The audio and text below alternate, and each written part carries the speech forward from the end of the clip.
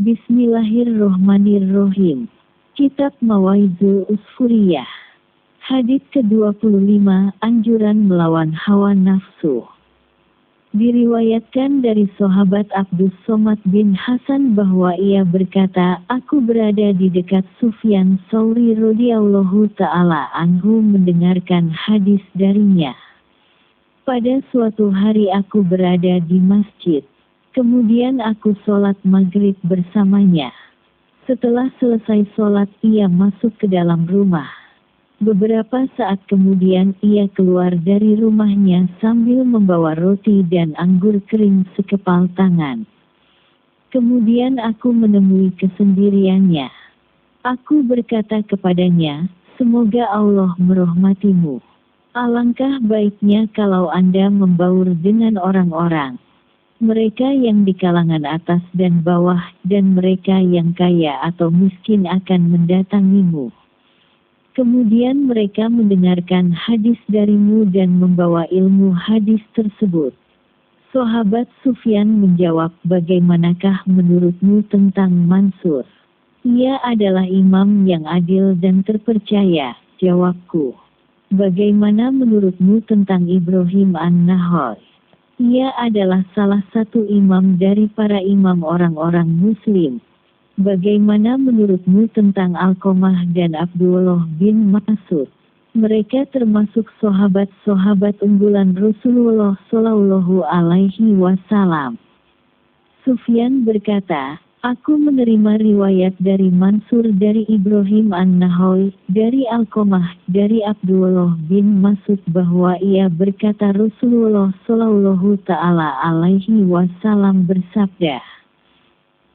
Sesungguhnya ketika Allah Ta'ala menciptakan surga Aden, dia memanggil malaikat Jabrail alaihi salam. Allah berfirman kepadanya, pergilah dan lihatlah apa yang telah aku ciptakan untuk para hamba dan kekasihku. Malaikat Jabrail alaihi salam pun pergi dan mengelilingi surga Aden tersebut. Kemudian muncullah satu bidadari dari salah satu pondokan surga. Bidadari itu tersenyum pada malaikat Jabrail alaihi salam, maka surga Aden menjadi begitu terang karena sinar gigi senyumnya. Kemudian malaikat Jabrail alaihi salam menjatuhkan diri bersujud dengan mengira kalau sinar terang itu berasal dari Tuhan yang Maha Mulia. Setelah itu, bidadari itu memanggilnya, wahai Aminullah. Angkatlah kepalamu. Malaikat Jabrail alaihi salam pun bangun dari sujud dan melihatnya. Maha suci Allah yang telah menciptakanmu, kata malaikat Jabrail. Bidadari itu berkata, wahai Aminullah, apakah Anda tahu untuk siapa aku ini diciptakan? Tidak, saya tidak tahu, jawab malaikat Jabrail. Bidadari itu menjelaskan, sesungguhnya Allah Ta'ala telah menciptakanku untuk orang-orang yang lebih memilih keridhaan Allah daripada hawa nafsunya. Baginda Nabi alaihi salam ditanya tentang bagaimanakah bangunan surga itu.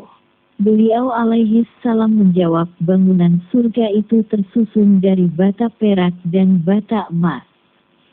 Lumpur lepannya adalah misik sangat harum.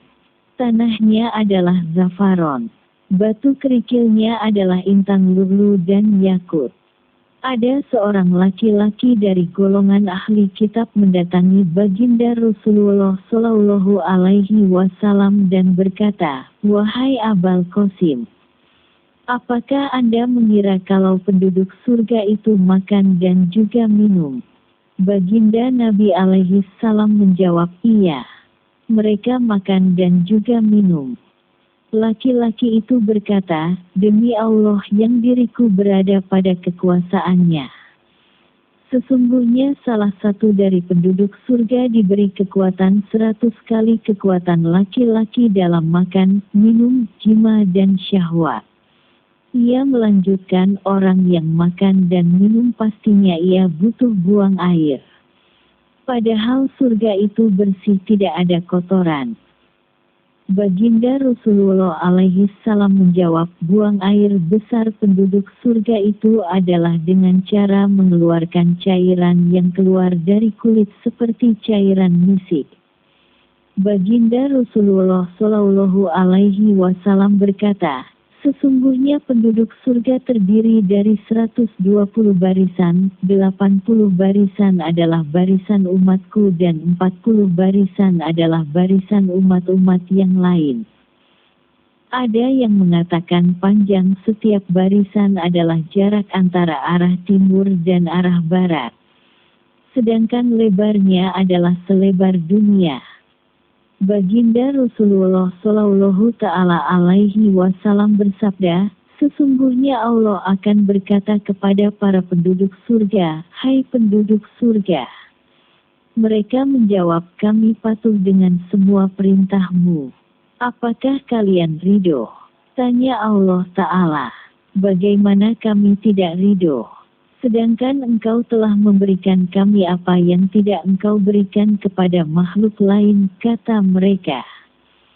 Aku akan memberi kalian sesuatu yang lebih utama daripada itu semua. Mereka bertanya, hai Tuhan, apa yang lebih utama dari itu? Firman Allah Ta'ala, aku menghalalkan keridhoanku untuk kalian semua sehingga aku tidak akan murka terhadap kalian selamanya. Kemudian baginda Nabi alaihi salatu wasalam bersabda, akan ada seruan ketika para penduduk surga telah masuk surga, tiba waktunya bagi kalian untuk hidup dan tidak akan pernah mati selamanya, sehat dan tidak akan pernah sakit selamanya, muda dan tidak akan pernah tua pikun selamanya, dan merasakan kenikmatan dan tidak akan pernah merasa kesulitan selamanya. Dan itu adalah firman Allah Ta'ala, dan kami menyeru, masuklah ke surga yang diwariskan kepada kalian sebagai balasan dari apa yang dahulu kalian kerjakan. Kemudian baginda Nabi alaihi salatu wasalam bersabda, Allah Ta'ala berfirman, aku telah menyiapkan untuk hamba-hambaku yang solih sesuatu yang belum pernah mata lihat, telinga dengar, dan tersirat dalam hati manusia. Bacalah firman Allah Ta'ala, seseorang tidak mengetahui apa yang disembunyikan untuk mereka, yaitu bermacam-macam nikmat yang menyedapkan pandangan mata sebagai balasan terhadap apa yang telah mereka kerjakan. Baginda Nabi alaihi salatu wasalam bersabda, sesungguhnya wadah cambuk salah satu dari kalian di surga itu lebih baik daripada dunia dan isinya. Bacalah firman Allah, jika kalian menghendaki, barang siapa dijauhkan dari neraka dan dimasukkan ke dalam surga maka sungguh ia telah beruntung. Kehidupan dunia itu tidak lain hanyalah kesenangan yang memperdayakan. Quran Surah Ali Imran ayat 185. Dan sesungguhnya di dalam surga terdapat sebuah pohon yang andaikan seorang pengendara berjalan melewati tempat bayang-bayang teduhan pohon tersebut selama 100 tahun niscaya ia tidak akan selesai melewatinya. Bacalah firman Allah, jika kalian menghendaki, dan naungan yang terbentang luas, dan air yang tercurah, dan buah-buahan yang banyak, yang tidak terhenti buahnya dan tidak terlarang mengambilnya, dan kasur-kasur yang tebal lagi empuk. Quran Surah Al-Waqiah ayat 30-34.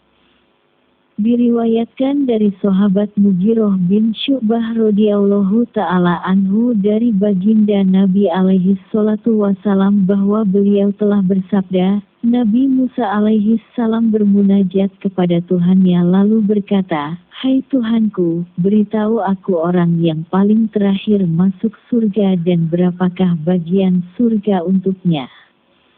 Allah Ta'ala menjawab, hai Musa, tidak ada seorang muslim yang tersisa di neraka kecuali seorang laki-laki yang aku keluarkan dari neraka dengan rahmatku. Kemudian ia berdiri berhenti di pintu surga. Aku berkata kepadanya, masuklah ke dalam surga. Ia berkata, bagaimana aku bisa masuk surga sedangkan orang-orang telah mengambil tempat dan derajat mereka. Sedangkan tidak ada lagi bagian dan tempat surga yang tersisa untukku. Maka aku berkata, wahai hambaku, apakah kamu ridho di dalam surga dari tempat dengan ukuran kerajaan dua kerajaan di dunia? Aku ridho, jawabnya. Masuklah ke dalam surga. Bagianmu adalah 2 kali lipat tempat yang seukuran 2 kerajaan dunia itu. Baginda Rasulullah Shallallahu Alaihi Wasallam menjelaskan bahwa tempat tersebut adalah seukuran tanah Khurasan, Irak, Yaman dan Syam. Kemudian Nabi Musa alaihi salam bertanya lagi kepada Allah, Ya Rob, beritahu aku siapakah yang pertama kali masuk ke dalam surga dan berapakah bagian surga untuknya. Allah subhanahu wa ta'ala menjawab, Hai Musa, sulit untuk diukur. Mereka adalah orang-orang awal yang aku telah mempersiapkan untuk mereka bagian surga yang sama sekali belum pernah mata lihat, telinga dengar dan tersirat di dalam hati manusia. Hadis di atas ini dikuatkan dengan hadis yang diriwayatkan dari sahabat Abu Hurairah radhiyallahu ta'ala anhu, dari baginda Nabi alaihi salatu wasalam bahwa beliau bersabda, sesungguhnya orang yang paling terakhir masuk surga akan mendapatkan bagian dan tempat yang andaikan Nabi Adam alaihi salam dan keturunannya dikumpulkan menjadi satu dalam tempat tersebut maka akan muat tempatnya dan hidangannya. Alhamdulillah.